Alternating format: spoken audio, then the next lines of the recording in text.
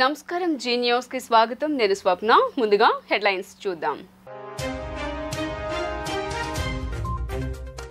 ఈ నెల 31న జనసేన అధినేత పవన్ కళ్యాణ్ టీడీపీ అధినేత చంద్రబాబు భేటీ పోలింగ్ జరిగిన తీరు అనంతరం జరిగిన పరిణామాలపై చర్చించే అవకాశం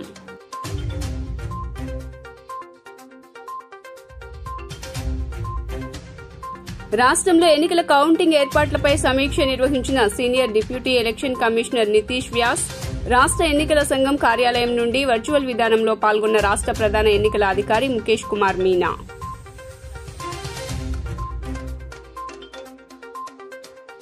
ఏపీలో 3 రోజుల పాటు మద్యం దుకాణాలు బంద్. ఓట్ల లెక్కింపు సజావుగా సాగేందుకు అల్లర్లు చెలరేగకుండా ముందస్తు జాగ్రత్త చర్యగా నిర్ణయం తీసుకున్నట్లు డీజీపీ హరీష్ గుప్తా వెల్లడి.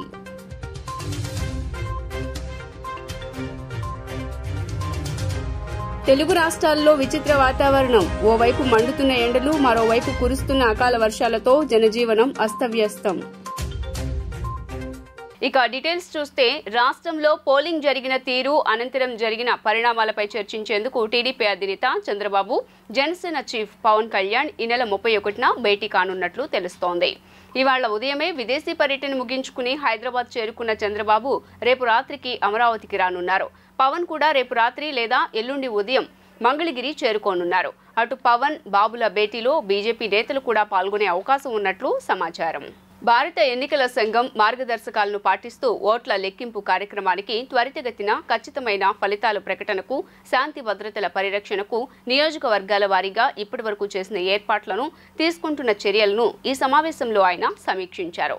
రాష్ట్ర ఎన్నికల సంఘం కార్యాలయం నుండి రాష్ట్ర ప్రధాన ఎన్నికల అధికారి Mukesh Kumar Meena, state police nodal officer additional DG S Bagchi, అదనపు సీఈఓ ఎంఎన్ హరేంద్ర ప్రసాద్ తో పాటు రాష్ట్రంలోని అన్ని నియోజకవర్గాల ఆర్ఓలు, జిల్లా ఎన్నికల అధికారులు మరియు పోలీస్ కమిషనర్లు, ఎస్పీలు వారి నియోజకవర్గాల నుండి ఈ వీడియో కాన్ఫరెన్స్ లో పాల్గొన్నారు. ఆంధ్రప్రదేశ్ అసెంబ్లీ, లోక్సభ ఎన్నికల కౌంటింగ్ సందర్భంగా రాష్ట్ర ప్రభుత్వం కీలక నిర్ణయం తీసుకుంది. ఓట్ల లెక్కింపు సజావుగా సాగేందుకు అల్లర్లు చెలరేగకుండా ముందు జాగ్రత్త చర్యగా 3 రోజుల పాటు వైన్ షాపులను బంద్ చేయాలని ఆదేశించింది. జూన్ 4న కౌంటింగ్ జరగనున్న విషయం తెలిసిందే. ఈ క్రమంలో జూన్ 3 నుంచి 5 వరకు రాష్ట్ర వ్యాప్తంగా అన్ని మద్యం షాపులను మూసివేయాలని డీజీపీ హరీష్ కుమార్ గుప్తా ఆదేశాలు జారీ చేశారు. కౌంటింగ్ కేంద్రాల వద్ద ఎలాంటి అవాంఛనీయ సంఘటనలు జరగకుండా ఈ నిర్ణయం తీసుకున్నట్లు తెలియజేశారు. దీంతో పాటు ఓట్ల లెక్కింపు జరిగే కేంద్రాల వద్ద కట్టుదిట్టమైన భద్రతా ఏర్పాట్లు చేస్తున్నట్లు డీజీపీ వివరించారు. అదేవిధంగా హోటళ్లు, లాడ్జీల్లో తనిఖీలు చేపట్టి అనుమానితులను అదుపులోకి తీసుకోవాలని జిల్లాల సిబ్బందిని ఆదేశించారు. సోషల్ మీడియాపై ఓ కన్నేసి ఉంచాలని, తప్పుడు సమాచారం వ్యాప్తి కాకుండా చర్యలు తీసుకోవాలని పోలీసులకు సూచించారు. మాచర్ల వైసీపీ ఎమ్మెల్యే పిన్నెల్లి రామకృష్ణారెడ్డిపై నిప్పులు చెరిగారు టీడీపీ నేతలు. పిన్నెల్లిపై తీవ్ర ఆరోపణలు చేశారు. పిన్నెల్లికి సవాల్ చేశారు. దేవాలయాల్లో విగ్రహాలు దొంగతనాలు చేయలేదని మాచర్ల సెంటర్లో ప్రమాణం చేస్తావా అని పిన్నెల్లికి టీడీపీ నేత బుద్దా వెంకన్న సవాల్ విసిరారు. పిన్నెల్లి రామకృష్ణారెడ్డి గ్రానైట్ సున్నపురాయి అక్రమ దోపిడీ ద్వారా దాదాపు 1200 కోట్లు దోచుకున్నారని టీడీపీ నేత బుద్దా వెంకన్న ఆరోపించారు. పిన్నెల్లి అనుచరులు మాఫియా 8 హత్యలు చేశారని బుద్దా వెంకన్న చెప్పారు. వివిధ వర్గాలకు చెందిన 79 మందిపై దాడులకు పాల్పడ్డారని అన్నారు. పిన్నెల్లి రామకృష్ణారెడ్డి అరాచకాలతో నియోజకవర్గ ప్రజలు విసిగిపోయారని, పిన్నెల్లి రామకృష్ణారెడ్డి మీద మాచర్ల నియోజకవర్గ ప్రజలు తిరుగుబాటు మొదలుపెట్టారని వ్యాఖ్యానించారు. పిన్నెల్లి రామకృష్ణారెడ్డి అరాచకాలకు 2024లో ఫుల్ స్టాప్ పడిందన్నారు. మాచర్ల వైసీపీ ఎమ్మెల్యే పిన్నెల్లి రామకృష్ణారెడ్డిపై పిన్నెల్లి పైశాచికం పేరుతో టీడీపీ నేతలు బుద్దా వెంకన్న, దేవినేని ఉమా, అశోక్ బాబు తదితరులు పుస్తకం రిలీజ్ చేశారు. పుస్తకంలో పిన్నెల్లి హయాంలో జరిగిన ఘటనలను వివరాలతో ముద్రించారు. పిన్నెల్లి రామకృష్ణారెడ్డి జీవిత చరిత్ర అంతా కూడా నేరమయం. నేరమయం అంటే హత్యలు, దోపిడీలతో పాటు విగ్రహాలు కూడా దొంగతనాలు చేసే వృత్తి గల పిన్నెల్లి రామకృష్ణారెడ్డి. ఆయన్ని అధికంగా వైఎస్ రాజశేఖర రెడ్డి, తర్వాత అతని తనయుడు జగన్మోహన్ రెడ్డి ఇద్దరు కూడా అతిగా ప్రేమిస్తారు. ఎందుకంటే ఇతనుకున్నటువంటి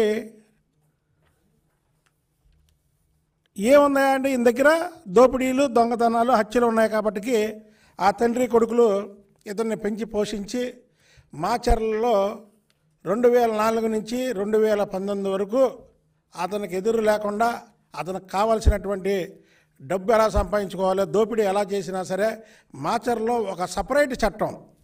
దానికి పిన్నెల రామకృష్ణారెడ్డిని మీడియా ముఖంగా ఒక ఛాలెంజ్ చేస్తున్నా. నువ్వు దేవుడి గుళ్ళో విగ్రహాలు దోచుకోలేదని, దేవుడి మీద ప్రమాణం కాదు, ఎందుకంటే దేవుడి విగ్రహాలే నువ్వు దోచుకుంటే దేవుడి మీద ప్రమాణం చేయడం నీకు పెద్ద ఈజీ. 2004 నుంచి 2024 వరకు నువ్వు మాచర్ల ఏదో నీ అడ్డా అంటున్నావు కాబట్టి మాచర్ల సెంటర్లో నీ భార్య పిల్లల్ని తీసుకొచ్చి నేను విగ్రహాలు దోచుకోలేదు అని వాళ్ళ మీద ప్రమాణం చేయగలవా? జగన్మోహన్ రెడ్డి వాళ్ళ ఎమ్మెల్యేలకు చూపించా అంట ఒక మోడల్ కేసుగా. పిన్నెలని ఆదర్శంగా తీసుకోండి. ఇవాళ ఏ విధంగా స్థానిక సంస్థలు మున్సిపాలిటీని గెలిచాడో ఆ విధంగా మీరు అందరూ కూడా రాబోయే ఎన్నికల్లో పనిచేయాలి అని జగన్మోహన్ రెడ్డి చెప్పాడంటే ఇక ఏ స్థాయిలో ఈ అరాచకం, ఇటువంటి కేస్ స్టడీస్ అన్నీ కూడా బయటకు వస్తాయి త్వరలోనే. అట్లాగే మాచర్లో ఎన్నికల ప్రచారానికి వెళ్ళినప్పుడు జగన్మోహన్ రెడ్డి చెప్పిన మాటలో పిన్నెల రామకృష్ణారెడ్డిని పట్టుకొని నా స్నేహితుడు, మంచివాడు, సౌమ్యుడు, మీరు గెలిపించండి ఇంకా బాగా పైకి తీసుకెళ్తానన్నాడు. అందుకనే ఈవీఎంలు ధ్వంసం చేసేదాకా వచ్చాడు. నిన్న కూడా సజ్జల రామకృష్ణారెడ్డి బుద్ధి లేకుండా, బాధ్యత లేకుండా ఈవీఎంలు ధ్వంసం చేసిన వాడిని చర్యలు తీసుకోండి, కేసు పెట్టండి అనకుండా ఎందుకు వీడియో బయటకు వచ్చింది, ఎట్టా బయటకు వచ్చిందని మాట్లాడుతున్నాడంటే దీన్ని బట్టి అర్థమవుతోంది ఏ విధంగా ఇటువంటి అరాచక శక్తుల్ని ప్రోత్సహించారో. ఇతను చేసిన ఏదైతే ఇప్పుడు బుక్లో ఉన్న 79 కేసుల్లో అరాచకాలు, అత్యాచారాల్లో దగ్గర 51 సంఘటనలు ఎస్సీ, ఎస్టీ, బీసీ, మైనార్టీ వర్గాల మీద జరిగినాయి. తెలుగు రాష్ట్రాల్లో విచిత్ర వాతావరణం నెలకొంది. ఓవైపు మండుతున్న ఎండలు, మరోవైపు కురుస్తున్న అకాల వర్షాలతో జనజీవనం అస్తవ్యస్తం అవుతోంది. ఇవాల్టి నుంచి వచ్చే 3 రోజులు ఆంధ్రప్రదేశ్లో ఎండల ప్రభావం ఎక్కువగా ఉంటుందని హెచ్చరించింది వాతావరణ శాఖ. ఇవాళ 149 మండలాల్లో తీవ్ర వడగాలులు, 160 మండలాల్లో వడగాలులు వీచే అవకాశం ఉందని అధికారులు తెలిపారు. తెలుగు రాష్ట్రాల్లో మళ్లీ ఎండలు మండిపోతున్నాయి. ఏపీ, తెలంగాణలో రోజురోజుకు ఉష్ణోగ్రతలు పెరుగుతున్నాయి. చాలా జిల్లాల్లో 40 డిగ్రీల ఉష్ణోగ్రతలు నమోదవుతుండటంతో పగటిపూట బయట తిరగాలంటే భయపడుతున్నారు. ఒకవైపు ఎండ, మరోవైపు వడగాల్పులతో ఏపీలో ప్రజలు అల్లాడిపోతున్నారు. ఇవాల్టి నుంచి వచ్చే 3 రోజులు ఆంధ్రప్రదేశ్లో ఎండల ప్రభావం ఎక్కువగా ఉంటుందని హెచ్చరించింది వాతావరణ శాఖ. రేపు 195 మండలాల్లో తీవ్ర వడగాల్పులు, 147 మండలాల్లో వడగాల్పులు వీచే అవకాశం ఉందన్నారు. మంగళవారం తిరుపతి జిల్లాలోని సత్యవేడిలో 41.9 డిగ్రీల ఉష్ణోగ్రత, నెల్లూరు జిల్లా మనుబోలులో 41.5 డిగ్రీలు, బాపట్ల జిల్లా వేమూరు, కృష్ణా జిల్లా పెడన్లో 40.9 డిగ్రీల ఉష్ణోగ్రతలు నమోదయ్యాయని తెలిపింది వాతావరణ శాఖ. వృద్ధులు, గర్భిణీలు, బాలింతలు తగిన జాగ్రత్తలు తీసుకోవాలని సూచిస్తున్నారు అధికారులు. అత్యవసరమైతేనే బయటకు రావాలని చెబుతున్నారు. జూన్ ఫస్ట్ వీక్ వరకు ఇదే పరిస్థితి ఉంటుందని, సాధారణం కంటే 3-4 డిగ్రీల ఉష్ణోగ్రతలు అధికంగా నమోదు అవుతాయన్నారు వాతావరణ అధికారులు. జూన్ 2వ వారం నుంచి నైరుతి రుతుపవనాల రాకతో ఉష్ణోగ్రతలు తగ్గే అవకాశం ఉంటుందన్నారు. ఆంధ్రాలో పెన్షన్ల లబ్ధిదారులకు అలర్ట్.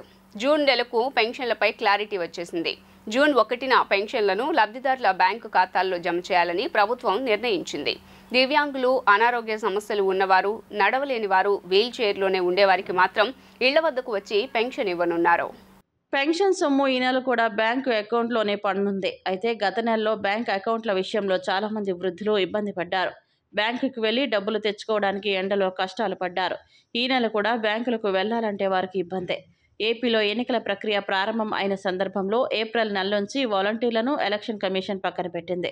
వారితో పెన్షన్ల పంపిణీ నిలిపివేయాలని ఆదేశించింది. దీంతో ఏప్రిల్ 1న గ్రామ వార్డు సచివాలయాల్లో పెన్షన్లు పంపిణీ చేశారు. మే నెలలో లబ్ధిదారుల బ్యాంకు ఖాతాలో నగదు జమ చేశారు. ఈ నెల కూడా అదే పద్ధతిని పాటించాలని ప్రభుత్వం నిర్ణయించింది. అయితే ప్రతిపక్షాలు మాత్రం గ్రామ వార్డు సచివాలయ ఉద్యోగుల ద్వారా పెన్షన్లు ఇంటింటికి పంపిణీ చేయాలని సూచిస్తున్నాయి. ఆంధ్రప్రదేశ్లో పింఛన్ల పంపిణీపై ఎలక్షన్ కమిషన్ కూడా గతంలో మార్గదర్శకాలను విడుదల చేసింది. ఏప్రిల్ నెలలో ఇచ్చిన ఆదేశాల ప్రకారం గ్రామ వార్డు సచివాలయాల దగ్గర పింఛన్లు పంపిణీ చేయాలని సూచించింది. దివ్యాంగులు, అనారోగ్యంతో బాధపడేవారు, నడవలేని వారికి ఇంటి దగ్గరే పంపిణీ చేయాలని ఆదేశించింది. జూన్ 15, 16 తేదీల్లో బెంగళూరులో దక్షిణ భారత ఉత్సవ్ 2024 అత్యంత ఘనంగా నిర్వహించేందుకు ఏర్పాట్లు సిద్ధం చేసినట్లు ప్రతినిధులు తెలిపారు. Federation of Karnataka chamber of commerce Karnataka పర్యాటక శాఖ సంయుక్త ఆధ్వర్యంలో భారీ కార్యక్రమాన్ని నిర్వహిస్తున్నట్లు వారు వివరించారు. పెట్టుబడి అవకాశాలు, ఉపాధి కల్పనకు ప్రాధాన్యత ఇచ్చేందుకే ఈ కార్యక్రమం యొక్క ముఖ్య లక్ష్యమన్నారు. Federation of Karnataka chamber of commerce and industry Karnataka ప్రభుత్వ పర్యాటక శాఖ సంయుక్త ఆధ్వర్యంలో దక్షిణ భారత్ ఉత్సవ్ను జూన్ 15-16 తేదీల్లో నిర్వహిస్తున్నట్లు ఏపీ హోటల్స్ అసోసియేషన్ రాష్ట్ర అధ్యక్షుడు ఆర్వి స్వామి తెలిపారు. ఈ సందర్భంగా నగరంలోని హోటల్ నందు నిర్వహించిన విలేకరుల సమావేశంలో వారు పోస్టర్ను లాంచ్ చేశారు. అనంతరం ఆయన మాట్లాడుతూ టూరిజం పరిశ్రమలో వాటాదారులను నిమగ్నం చేయడానికి వందలాది మందికి ఉపాధి అవకాశాలు కల్పించేందుకు దక్షిణ భారత్ ఉత్సవ్ పేరుతో ప్రత్యేక కార్యక్రమాన్ని ఏర్పాట్లు చేసినట్లు తెలిపారు. ప్రతి రాష్ట్రంలో సంవత్సరానికి ఒక్కసారి ఈ కార్యక్రమాన్ని నిర్వహించడం జరుగుతుందన్నారు. ఈ సంవత్సరం బెంగళూరులో నిర్వహిస్తున్నట్లు ఆయన తెలిపారు. ఈ సదస్సుకు భారతదేశ వ్యాప్తంగా అన్ని రాష్ట్రాలకు చెందిన పలువురు ప్రముఖులతో పాటు సుమారు 200 విదేశీ ప్రముఖులు వస్తున్నట్లు ఆయన పేర్కొన్నారు. దక్షిణ Bharat Utsav 2024 will be held in Bangalore on June 15th and 16th. This program is on promotion of tourism in South India, to have a South India tourism circuit, and we are going to have a B2B, B2C and B2G meeting, and we are inviting all the investors from the small and medium sector to kindly invest in this tourism sector. Tourism sector is one of the most biggest sunrise industry in India. This tourism, none other than the Honorable Prime Minister himself is telling in this last 1 year the importance of development of tourism across the country. Now we have started in South India. The first program will be held in Bangalore. After that, on the rotational basis, we will be covering the Andhra, Telangana, Tamil Nadu, Kerala, Puducherry and Lakshadweep, all the states. It is a 2-day affair, and we will have conclave, principal secretaries conclave, ministers conclave. You will have council generals attending this. You have 1,000 delegates attending. We have foreign journalists covering this program. దక్షిణ భారతదేశ ఉత్సవ్ బెంగళూరులో June 15-16 తేదీన పెట్టాలని చెప్పి పర్యాటక రంగంలో ఉన్న 6-7 రాష్ట్రాలు, దాంతో ఆంధ్రప్రదేశ్, కర్ణాటక, కేరళ అన్ని రాష్ట్రాల్లోంచి ఒక్కొక్క చోట ఒక సంవత్సరం పెట్టాలనే ఉద్దేశంతో, పర్యాటక రంగాన్ని అభివృద్ధి చేయాలనే ఉద్దేశంతో ఒక పాలసీని అనౌన్స్ చేసుకున్నారు. ఈ రొటేషన్లో ఈ సంవత్సరం కర్ణాటకకి వచ్చింది. నెక్స్ట్ రొటేషన్లో 6 రాష్ట్రాలు కూడా రావడానికి ఛాన్స్ ఉంది. కాబట్టి అందరం ఐక్యతగా ఉండాలి, పర్యాటక రంగం అభివృద్ధి చేయాలి. పెట్టుబడులు కేరళలో ఉన్నవాళ్ళు ఇక్కడికి వచ్చి పెట్టచ్చు, ఇక్కడ ఉన్నవాళ్ళు కేరళ వెళ్ళి పెట్టచ్చు. రకరకాల చోట్ల అభివృద్ధి చెందాలనే ఉద్దేశంతో ఈ పాలసీని తీసుకొచ్చారు. భారత ప్రధాని ఈ రంగానికి ప్రోత్సాహం ఇవ్వడానికి ఎంఎస్ఎంఈ సెక్టర్లో కూడా చాలా ఎంకరేజ్ చేస్తున్నారు. కాబట్టి ఈ రంగంలో ఆంధ్రప్రదేశ్ హోటల్స్ రంగం నుంచి కూడా సమిష్టిగా అందరం కలిసి పనిచేస్తామని చెప్పేసి ఈ ఉత్సవానికి ఏపీ ఛాంబరు మరియు ఆంధ్రప్రదేశ్ హోటల్స్ నుంచి కూడా జూన్ 15వ తారీఖు ప్రోగ్రాంకి అందరం అటెండ్ అయ్యి చాలా కార్యక్రమాన్ని డెవలప్ చేయాలనే ఉద్దేశంతో ఈ కార్యక్రమం చేస్తాం. ప్రైమ్ మినిస్టర్ పర్సనల్గా దీని సెక్టార్ని అభివృద్ధి చేయాలని నిర్ణయించటం, దానికి అనుగుణంగా స్టేట్స్ కూడా ముందుకు రావటం, ఈవేళ సౌత్ ఇండియా దక్షిణ భారత ఉత్సవం అని చెప్పి ఈ సౌత్ ఇండియాలో ఉన్న టూరిజం పొటెన్షియాలిటీని ప్రమోట్ చేయాలనే ఉద్దేశంతో ఈ Karnataka federation of chambers initiate తీసుకుని ఇది ఒక బ్రహ్మాండమైన కార్యక్రమాన్ని చేస్తున్నారు. ప్రజలకి అవేర్నెస్ తీసుకురావటం, అలాగే ఇన్వెస్టర్స్ని కూడా అట్రాక్ట్ చేయటం. ఈ సెక్టార్లో ఒక బిగ్గెస్ట్ అడ్వాంటేజ్ ఏంటంటే 1 కోటి రూపాయల నుంచి కూడా ఇన్వెస్ట్ చేయొచ్చు. రకరకాల ఎంఎస్ఎంఈ సెక్టార్స్కి సంబంధించిన ఆపర్చునిటీస్ ఉన్న సెక్టార్ ఇది. ఎంప్లాయ్మెంట్ విపరీతంగా అభివృద్ధి అవుద్ది. ఈవేళ చూస్తే ఇవాళ అన్ఎంప్లాయ్మెంట్ రేటు మన ఇండియాలో విపరీతంగా పెరుగుతూ ఉంది. ఇమీడియట్గా అడ్రస్ చేయాలంటే ఈ టూరిజం సెక్టార్ని కనుక ఈ ఆల్ ఇండియా లెవెల్లోనూ, స్టేట్ లెవెల్స్లోనూ, అట్లాగే అన్ని రకాల ఛాంబర్స్ యాక్టివ్గా ప్రమోట్ చేసినప్పుడు ఆ ప్రాబ్లమ్ని అడ్రస్ చేయొచ్చు. అలాగే కంట్రీ యొక్క జీడిపిని మనం పెంచడానికి, ఫారిన్ ఎక్స్చేంజ్ని కూడా అట్రాక్ట్ చేయడానికి అవకాశాలు ఉన్నాయి. రోడ్డు ప్రమాదాల బారిన పడిన వారికి, గర్భిణీ స్త్రీలు, వివిధ శస్త్రచికిత్సలు చేయించుకునే వారికి రక్తం ఎంతో అవసరమని ఎన్టీఆర్ జిల్లా అదనపు డిఎంహెచ్ఓ ఉషారాణి తెలిపారు. రక్తదానం మరొకరి ప్రాణాన్ని నిలుపుతుందని అన్నారు. ప్రతి ఒక్కరూ రక్తదానం చేసి ప్రాణదాతలు కావాలని కోరారు. World mission society church of God 60వ వార్షికోత్సవం సందర్భంగా రక్తదాన శిబిరం ఏర్పాటు చేయటం, దాతలు ముందుకు రావటం అభినందనీయమన్నారు. World mission society church of God 60వ వార్షికోత్సవం సందర్భంగా వారి ఆధ్వర్యంలో నైట్రో బ్లూ కంపెనీ సహకారంతో గాంధీనగర్లోని హోటల్ కోసలాలో మెగా రక్తదాన శిబిరం నిర్వహించారు. ఎన్టీఆర్ జిల్లా అదనపు డిఎంహెచ్ఓ ఉషారాణి రక్తదాన శిబిరాన్ని ప్రారంభించారు. సుమారు 150 మంది రక్తదాతలు స్వచ్ఛందంగా ముందుకు వచ్చి రక్తదానం చేశారు. ఈ సందర్భంగా ఉషారాణి మాట్లాడుతూ ప్రభుత్వ బ్లడ్ బ్యాంక్ ద్వారా ప్రభుత్వ ఆసుపత్రికి నెలకు 600 యూనిట్ల రక్తాన్ని సరఫరా చేస్తున్నట్టు తెలిపారు. జిల్లా వ్యాప్తంగా 2500 యూనిట్ల నుంచి 3000 యూనిట్ల రక్తం అవసరం అవుతుందన్నారు. రోడ్డు ప్రమాదాల బారిన పడిన వారికి, గర్భిణీ స్త్రీలకు, గుండె ఆపరేషన్లు, వివిధ రకాల ఆపరేషన్లు చేయించుకునే వారికి 1 నుంచి 5 యూనిట్ల రక్తం అవసరం అవుతుందని తెలిపారు. తలసేమియా బాధితులకు కూడా ఉచితంగా రక్తం ఇస్తున్నామని, వారి పరిస్థితిని బట్టి నెలకు 1 కానీ 2 కానీ రక్తం ఎక్కించాల్సి ఉంటుందన్నారు. ఎండాకాలంలో డ్రై మంత్స్గా ఉంటుందని, యువత సెలవుల్లో ఊళ్లకు వెళ్ళిపోతారు కాబట్టి స్వచ్ఛందంగా రక్తం ఇవ్వడానికి ఎవరూ ముందుకు రారన్నారు. ఇటువంటి డ్రై మంత్స్లో దేవుని సంగమం వాళ్ళు ముందుకు వచ్చి రక్తదానం చేయడం పట్ల హర్షం వ్యక్తం చేశారు. World mission society church of God ప్రతినిధి జేమ్స్ మాట్లాడుతూ, దేవుని సంగమం ప్రపంచవ్యాప్తంగా ఉందని, అనేక మంది సభ్యులుగా ఉన్నారని అన్నారు. తమ సంగమం ప్రారంభించి 60 సంవత్సరాలు అయిన సందర్భంగా 1475వ రక్తదాన శిబిరాన్ని ఏర్పాటు చేశామన్నారు. ఇప్పటి వరకు 2,11,000 మంది రక్తదాన శిబిరాల్లో పాల్గొన్నారని, 3,33,000 మంది ప్రాణాలను కాపాడామని చెప్పారు. విజయవాడలో రక్తం అనేది చాలా అవసరం ఉందని, రక్తదానం చేసి సమాజాన్ని రక్షించాలని కోరారు. Nitro blue company marketing head Sharif మాట్లాడుతూ, తమ నూతన సంస్థ ప్రారంభోత్సవం సందర్భంగా సామాజిక సేవా కార్యక్రమంలో భాగంగా రక్తదాన శిబిరానికి తమ వంతు సహకారాన్ని అందించడం ఆనందంగా ఉందన్నారు.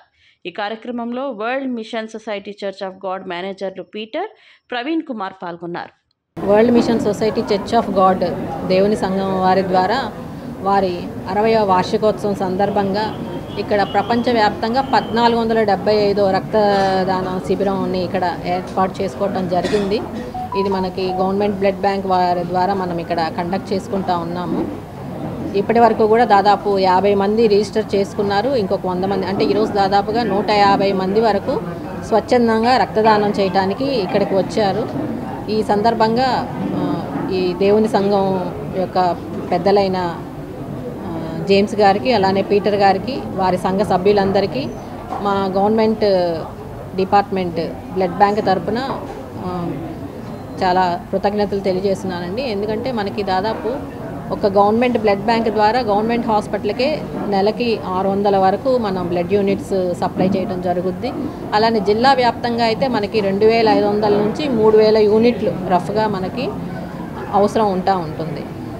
మనకందరికీ తెలుసు, రోడ్డు ప్రమాదాల బారిన పడి ఉన్న వాళ్ళు, అట్లానే గర్భిణీ స్త్రీలకి, లేకపోతే గుండె ఆపరేషన్ చేయించుకునే వాళ్ళకి, రకరకాల ఆపరేషన్లు చేయించుకునే వాళ్ళకి అందరికీ కూడా కనీసం 1 నుంచి 5-6 యూనిట్ల రక్తం అనేది అవసరం అవుతూ ఉంది.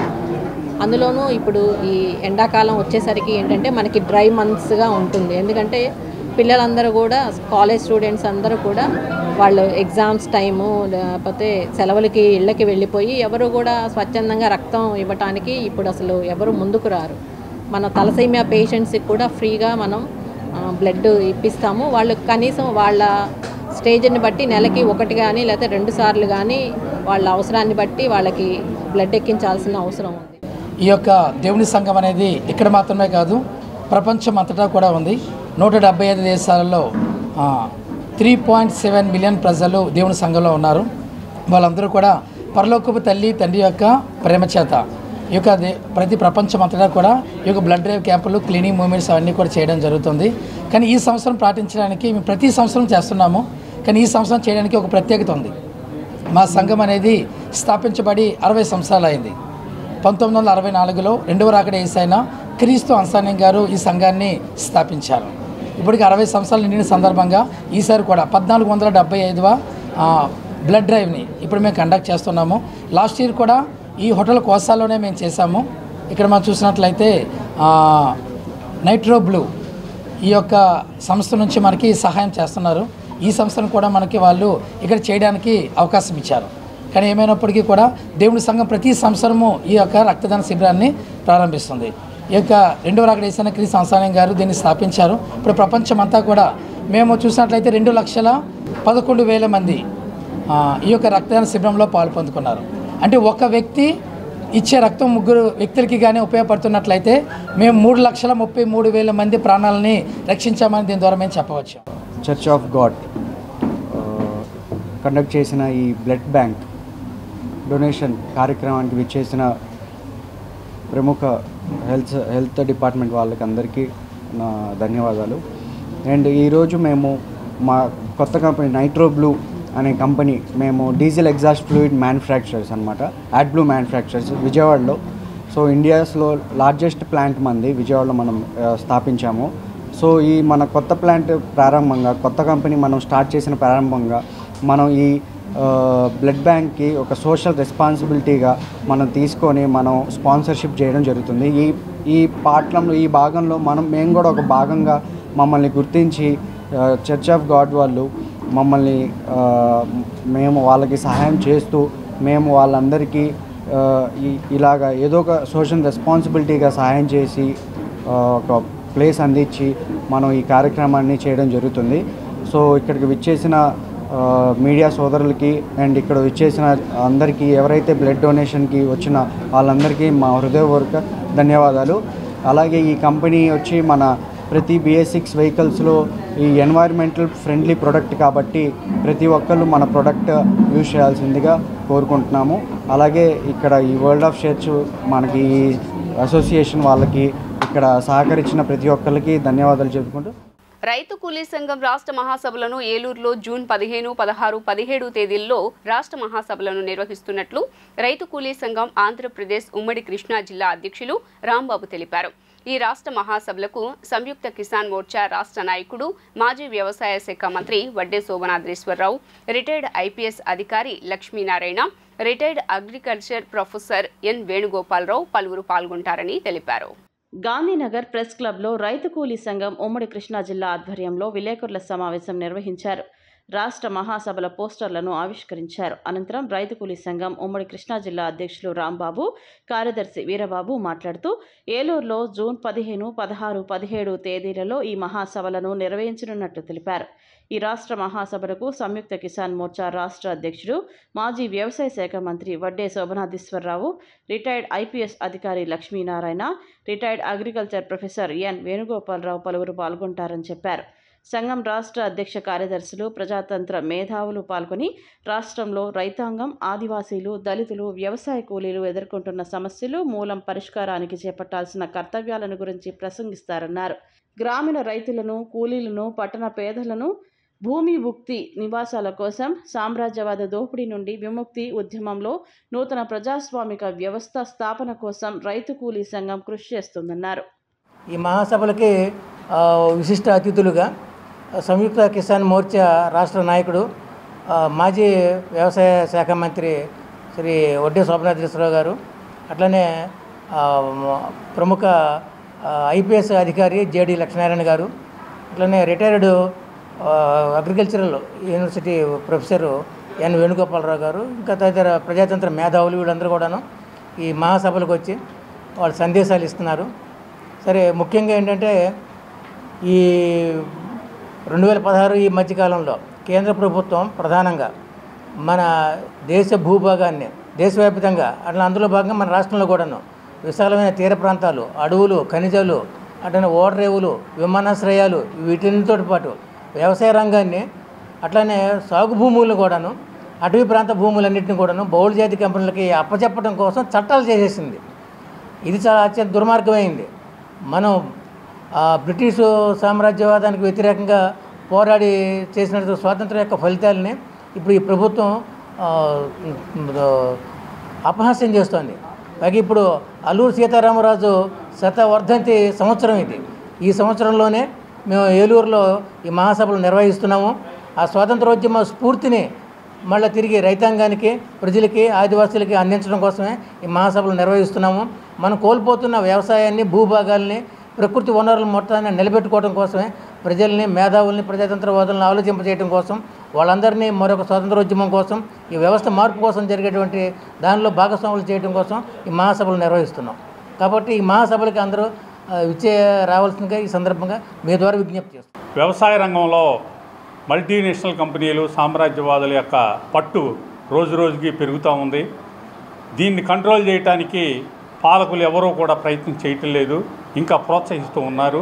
పాలకులు మల్టీనేషనల్ కంపెనీలకి, సామ్రాజ్యవాదులకి దళారులుగా ఉంటూ వ్యవసాయ రంగం మొత్తాన్ని కూడాను వాళ్ళ కాళ్ళ కింద, వాళ్ళ పాదాక్రాంతం చేసేటువంటి వైపు చర్యలు తీసుకుంటూ ఉన్నారు. ఎందుకంటే మరి కేంద్ర పాలకులు కానీ, రాష్ట్ర పాలకులు కానీ వ్యవసాయాన్ని అభివృద్ధి పదం వైపు నడిపించాల్సింది పోయి ఒక నిర్లక్ష్యానికి గురి చేసేటువంటి వైపు నిర్లక్ష్యంగా దాన్ని వదిలేసేశారు. అయితే రైతు మరి ఎండకి వానకి తడిచి ఉత్పత్తి సమాజాన్ని బ్రతికించడానికి ఉత్పత్తి ఆయన చేస్తూ ఉన్నాడు. అందుట్లో నష్టం వస్తున్నా సరే అట్లానే ఒక ఆశావాదంతో వ్యవసాయాన్ని చేస్తూ ఉన్నారు. గత 10 సంవత్సరాల కాలంలో మరి 5 లక్షల మంది మరి రైతులు దేశవ్యాప్తంగా ఆత్మహత్యలకి గురయ్యారు. విద్యా సంవత్సరం ప్రారంభం కాకముందే అడ్మిషన్లు చేస్తున్న వారిపై చర్యలు తీసుకోవడంతో విద్యాశాఖ విఫలమైందని ఏఐఎస్ఎఫ్ రాష్ట్ర కోశాధికారి ఎం సాయి కుమార్ ఆరోపించారు. అడ్మిషన్ల పేరుతో లక్షలాది రూపాయలు తల్లిదండ్రుల వద్ద నుండి దోచేస్తున్నారని ఆరోపించారు. ముందుగా అడ్మిషన్లు చేసే విద్యా సంస్థలపైన కఠిన చర్యలు తీసుకోవాలని డిమాండ్ చేశారు. విజయవాడ హనుమాన్పేట దాశ్రీ భవన్లో ఏఐఎస్ఎఫ్ రాష్ట్ర కోశాధికారి ఎం సాయి కుమార్ విలేకరుల సమావేశం నిర్వహించారు. సమావేశంలో ఆయన మాట్లాడుతూ రాష్ట్ర వ్యాప్తంగా కార్పొరేట్ విద్యా సంస్థలు ముందస్తు అడ్మిషన్లు చేస్తున్నా వారిపై చర్యలు తీసుకోవడంలో విద్యాశాఖ పూర్తిగా విఫలమైందని ఆరోపించారు. ఒక పక్క 10వ తరగతి పరీక్షలు పూర్తి కాకముందే విద్యార్థులు ఇళ్లకు వెళ్లి ముందస్తుగా అడ్మిషన్లు చేసుకుంటూ 30%, 50% డిస్కౌంట్లు ఇస్తామని తల్లిదండ్రులను మోసం చేసి లక్షలాది రూపాయలు డొనేషన్లు కట్టించుకొని అడ్మిషన్లు చేయించుకుంటున్నారని విమర్శించారు. విద్యా సంవత్సరం పూర్తి కాకముందే కార్పొరేట్ కళాశాలలు అడ్మిషన్లు పూర్తి చేశాయని తెలిపారు. విద్యాశాఖ అధికారులు స్పందించకుండా నిర్లక్ష్యంగా వ్యవహరిస్తున్నారని, ఎటువంటి చర్యలు తీసుకోవడం లేదన్నారు. కార్పొరేట్ కళాశాలల్లో అడ్మిషన్లు విద్యా సంవత్సరం పూర్తి కాకముందుగానే వాళ్ళు అడ్మిషన్లు పూర్తి చేసేశారు. ఇట్లా అనేక రకాలుగా ముందస్తుగా పేర్లు చెప్పి డొనేషన్ల పేరుతో, అదేవిధంగా పాఠ్య పుస్తకాల పేర్లతో ఎక్కడ కూడా ఏ కళాశాలలో జరుగుతున్న విద్యాశాఖ అధికారులు స్పందించకుండా నిర్లక్ష్యంగా ఉంటే అనేక రకాలుగా విద్యాశాఖ అధికారులకి మేము వినతిపత్ర రూపంలో అదేవిధంగా ఫోన్లు చేసి కూడా తెలియజేయడం జరిగింది. కళాశాలలోకి వెళ్ళి కూడా విద్యార్థులు వాళ్ళకి బ్రిడ్జ్ కోర్సుల పేర్లతో క్లాసులు జరుగుతూ ఉంటే మేము వెళ్ళి అడ్డుకున్నప్పుడు కూడా ఆర్ఓ గారికి కూడా తెలియజేయడం జరిగింది. అయినప్పటికీ ఎటువంటి చర్యలు కూడా కళాశాలపైన తీసుకోకుండా నిర్లక్ష్యంగా వ్యవహరిస్తున్నారు. కాబట్టి విద్యాశాఖ అధికారులు పూర్తిగా అయ్యారని చెప్పి ఈ సందర్భంగా మేము తెలియజేస్తున్నాం. ఎక్కడైతే ఇప్పటికైనా స్పందించి ఉన్నటువంటి కళాశాలలు ఏవైతే తరగతులు నిర్వహిస్తున్నారో సెలవుల దినాలను కూడా తుంగలో తొక్కి విద్యాశాఖ అధికారులు సూచించినటువంటి ఏవైతే వాళ్ళు ఫాలో కాకుండా అటువంటి కళాశాలపైన వెంటనే చర్యలు తీసుకొని ముందస్తు అడ్మిషన్లు జరుగుతున్నాయి, ఆ పాఠ్య పుస్తకాలు అమ్ముతున్నారో అవన్నిటి కూడా సీజ్ చేయాలని చెప్పి మేము ఈ సందర్భంగా కోరుతున్నాం. అదేవిధంగా గతంలో ఏ విధంగా అయితే ఇంటర్మీడియట్ చదువుతున్నటువంటి ప్రభుత్వ జూనియర్ కళాశాలలో విద్యార్థులకి ఉచితంగా పాఠ్య పుస్తకాలు అదేవిధంగా మధ్యాహ్న భోజన పథకం కొనసాగించేవారు. కానీ ముందు సంవత్సరం నుంచి ఈ స్కీమ్స్ రెండింటినీ ఆపేశారు. ప్రభుత్వాలు ఏ వచ్చినా కూడా విద్యారంగానికి వాళ్ళ యొక్క స్వార్థం కోసం మార్చుకుంటున్నారు, కానీ విద్యార్థులకు ఉపయోగపడే పద్ధతిలో అదేవిధంగా విద్యార్థులకి విద్యారంగానికి అభివృద్ధి చేసే పద్ధతిగా అడుగులు వేయకుండా నిర్లక్ష్యం వేసినటువంటి విద్యాశాఖ అధికారులు కూడా నోరు మెప్పి విద్యాశాఖ మంత్రి గారిని కావచ్చు అదేవిధంగా ప్రభుత్వాలకి అడగాలని చెప్పి ఈ సందర్భంగా మేము కోరుతాం. విజయవాడలోని శ్రీ తాళ్లపాక అన్నమాచార్యుల వారి 616వ జయంతి మహోత్సవాలు ఘనంగా జరిగాయి. ఈ నెల 23 నుండి ప్రారంభమైన మహోత్సవాలు నేటితో ముగియనుండటంతో రాష్ట్ర నలుమూలల నుంచి విచ్చేసిన కళాకారులు అన్నమాచార్యుల సంకీర్తనలను శ్రావ్యంగా ఆలపించి భక్తుల మన్ననలు పొందారు. శ్రీ కంచి కామకోటి పీఠస్థ శ్రీ వెంకటేశ్వర స్వామి వారి దేవస్థానం, శ్రీ వెంకటేశ్వర అన్నమాచార్య సంకీర్తన అకాడమీ వారు సంయుక్తంగా నిర్వహించిన శ్రీ అన్నమాచార్యుల వారి 616వ జయంతి మహోత్సవాలు ఘనంగా ముగిశాయి. వైశాఖ శుద్ధ పూర్ణిమ నాటి నుండి నేటి వరకు లబ్బిపేట శ్రీ వెంకటేశ్వర స్వామి వారి దేవస్థానం నందు నిర్వహించిన అన్నమాచార్యుల వారి సంకీర్తనలు, గాత్ర కచేరీ భక్తిభావంతో కొనసాగింది. తెలుగు రాష్ట్రాలతో పాటు సుదూర ప్రాంతాల నుంచి వచ్చిన గాయని గాయకులు శ్రీ తాళ్లపాక అన్నమాచార్యుల సంకీర్తనలకు భక్తి భావంతో ఆలపించి భక్తులచే ప్రశంసలు అందుకున్నారు.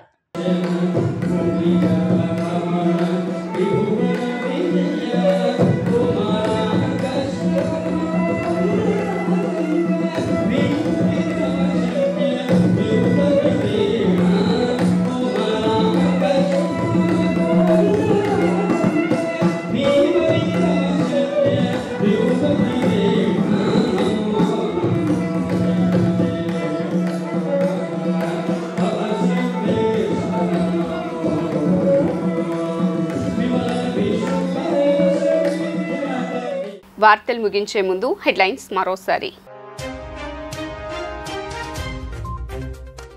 ఈ నెల 31న జనసేన అధినేత పవన్ కళ్యాణ్, టీడీపీ అధినేత చంద్రబాబు భేటీ, పోలింగ్ జరిగిన తీరు, అనంతరం జరిగిన పరిణామాలపై చర్చించే అవకాశం.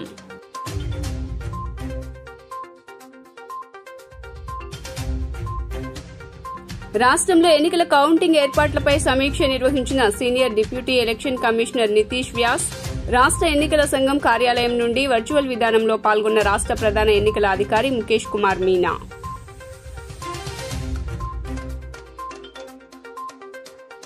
ఏపీలో 3 రోజుల పాటు మద్యం దుకాణాలు బంద్. ఓట్ల లెక్కింపు సజావుగా సాగేందుకు అల్లర్లు చెలరేగకుండా ముందస్తు జాగ్రత్త చర్యగా నిర్ణయం తీసుకున్నట్లు డీజీపీ హరీష్ గుప్తా వెల్లడి.